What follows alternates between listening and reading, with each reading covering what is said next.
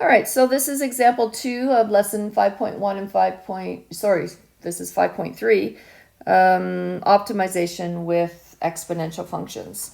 So this is a fairly big question. There's actually 4 parts to it. So let's get to it. So the percent of people that will respond to an advertisement of a new product is given by the function f at t. I don't know, it should have been maybe called p at t for percent, but it's called f at t. Equals 0.7 times 1 minus e to the negative 0.2 t, where t is the time in days the product has been marketed. So basically, as days go by, the percent of the population that you're actually going to get to respond to your advertising changes. And so for part A, it says what percent of potential customers will have responded after 7 days of advertising. So f at 7, remember t is equal to 7, so f at 7 equals 0.7 times 1 minus e to the negative 0.2 times 7, which is 0.7 times 1 minus e to the negative 1.4. And that turns out to be about 0.53, which turns out to be about 53%. So basically then, if they advertise for 7 days, they will get 53% of the population to respond to their advertising. Okay, so part B says, what percent of potential customers will respond if the company advertises indefinitely? So if they continue to advertise over and over forever. So then this one, we want to actually find f at infinity, which is 0.7 times 1 minus e to the negative 0.2 times infinity, which equals 0.7 times 1 minus e to the negative, you take infinity and multiply it by 0.2, that's still infinity. It's a little bit smaller infinity, but it's still infinity, so that's to the negative infinity, which is 0.7 times 1 minus 1 over e to the infinity. Now remember, e is a number that's greater than 1, and I'm taking a number greater than 1, and I am putting it under 1. So this is getting small. So it's a number somewhere between, let me just do this. This number is going to be somewhere between 0 and 1. And then when I take that and I raise it to infinity, this is going to be a number. So 1 over e to the infinity approaches 0. It gets very, very, very, very small. It's like, imagine if you just take 1/2 and you raise the 2 to, like, even say 10. That's going to be 1 over 1024. That's just 10. Now imagine if that's infinity. It's really, really, really small. So then this becomes 0.7 times 1 minus basically 0, which just equals 0.7, which is about 70%.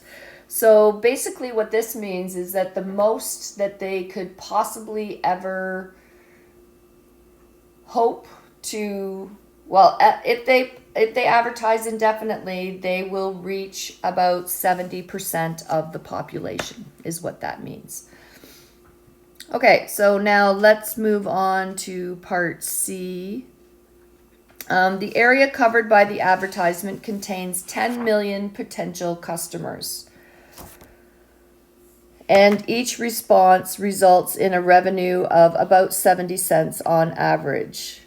So basically, I mean, just to give you an idea of what that means, is that if there's 10 million customers, we'll get to part 1 in a second. So if there's 10 million customers that they could potentially reach, if they were to advertise indefinitely, they would reach 70% of that base. And then each person that they actually reach will be worth 70 cents to them. So basically then, so if we take 10 million, multiply it by 0.7 and then by 0.7 again, that would be a revenue of $4,900,000. Okay, that's what that means.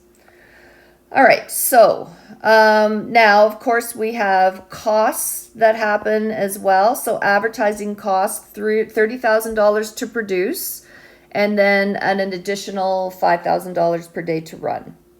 So for part I, we want to figure out, well, what is the profit function going to look like? So we'll call it P, not percent. This is profit. So profit, we'll just go profit for now. Remember that equals revenue minus cost. All right, now they aren't going to reach, this is, remember, was the 70%. They aren't necessarily going to reach that because they can't advertise indefinitely, because it's going to cost them $5,000 a day over and above the $30,000 to advertise. And so that gets quite costly after a while. So there's going to come a point where the cost is going to outweigh the actual revenue. So we actually want to find out where is the profit going to be at its maximum value. So they aren't actually going to reach this 70%. What they're going to reach is whatever F at T is. So their revenue is going to be the 10 million people. So 10 million times the number of people that they can get to respond, which is F at T, and F at T is 0.7 times 1 minus e to the negative 0.2 t, times how much money they're going to make per person, which is times 0.7 again. Okay, so it's the potential customer base times the percent of those customers that they're going to actually reach. These two things are going to get you your number of customers. And then each customer is worth 70 cents to them. So the number of customers times the 70 cents is going to be the total revenue. And from that, we want to subtract the total cost. And the total cost is $30,000 plus $5,000 per day. So there's the profit function. Let's just take this and we could simplify it a little bit. So profit, we'll call this P at X. Or P at T, sorry. So 10 million times 0.7 times 0.7, that is 4,900,000. And then times 1 minus e to the negative 0.2 t. And then from that, we're going to subtract 30,000 and then subtract 5,000 t, because that negative needs to be distributed through that bracket. All right, so, and then this can be 4,900,000. So let's distribute this through here. Minus 4,900,000 e to the negative 0.2 t minus 30,000 minus 5,000 t.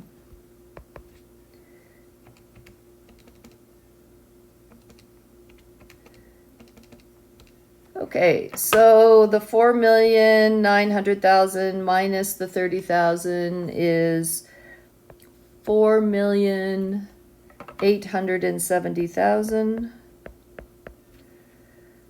minus 4,900,000, 1, 2, 3, yep, e to the negative 0.2 t minus 5,000 t. Okay, let's do the derivative of this. So p prime at t, that's going to be gone. This next one, that's going to be a negative 4,900,000 e to the negative 0.2 t, and now multiply that by the derivative of the negative 0.2 t, which is times negative 0.2. And then the derivative of minus 5,000t is minus 5,000. So 0.2 times 4,900,000, and then a negative times a negative, that makes those two positive. So this is 980,000 e to the negative 0.2t minus 500,000. Sorry, 5,000. And we want to know, when does that equal 0? So bring the 5,000 over to the other side. Divide both sides by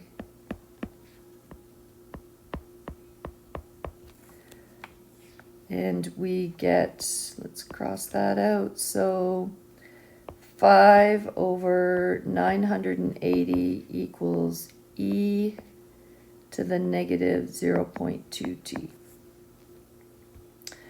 All right, so now a little bit of a reminder from advanced functions on how to solve an exponential equation. You have to take the log of both sides to get this variable out of the exponent. We've got our variable is sitting up here in the exponent. So to get rid of that, you would do the log of both sides. But since we're dealing with a base of e, instead of doing the log of both sides, we're going to do the ln of both sides. So the ln of 5 over 980 equals the ln of e to the negative 0.2t. And if you remember, one of the rules of logarithms, now remember ln is just a special log, then the base is e, but one of the rules of logarithms, so if you have log of a to the x, then the rule says that you bring that exponent out in front, and that would be x log a. I'm not going to go through and prove why that's true, but if you recall, that is true. So whatever's in that exponent can come out in front of the log. So in our case, we have ln of 5 over 980. This exponent here can come out in front of the logarithm. So that would be negative 0.2t ln e. But ln of e, remember ln is really just log base e of e. And then the question is, what do you have to raise e to get e? Well, you raise it to 1. So this right here just equals 1. So we're left with the ln of 5 over 980 equals negative 0.2t. Divide both sides by negative 0.2. And when you do that calculation, you have a ln key on your calculator. It's probably close to your log key. Don't use the log key, use the ln key. So you want to calculate the ln of 5 over 980. So calculate 5 over 980, then take the ln of that. And then after that, you're going to divide by negative 0.2. And it turns out that the answer is 26.4 days. All right, so now we just need to do our table. So here's T and P. And obviously we could not advertise at all. And if you substitute, remember this is our function right here. If I substitute 0 into this function, we are going to lose an awful lot of money. And I believe that the loss turns out to be something like $30,000. All right, so we haven't reached any customers at all, and we've done nothing but lost money. You can check that out. I think I've got that right. I might be wrong. I could be totally wrong, but I think I'm right about that. Well, let me just double check because it's bothering me now. So 487,000 minus 4,900,000 times e raised to the negative 0.2 times 0, which would be e to the 0, and then minus 5,000 times 0 is negative $30,000. Yes, that makes sense. Okay, and when we substitute 26.4 into there, we get $4,713,047.09. And when you substitute 34 in there, you get $4,694,542.50. So clearly the profits are maximized at 26.4 days, so around 26 days. So therefore the profits are maximized at 26.4 days. All right, that's it. I don't think there's any other examples. Nope, there's your homework right there. And I will post another video. The last video for this unit, I won't post until next week. Okay, have yourself a great weekend. I know it's only Wednesday right now, but again, as always, if you have any questions about anything, please contact me.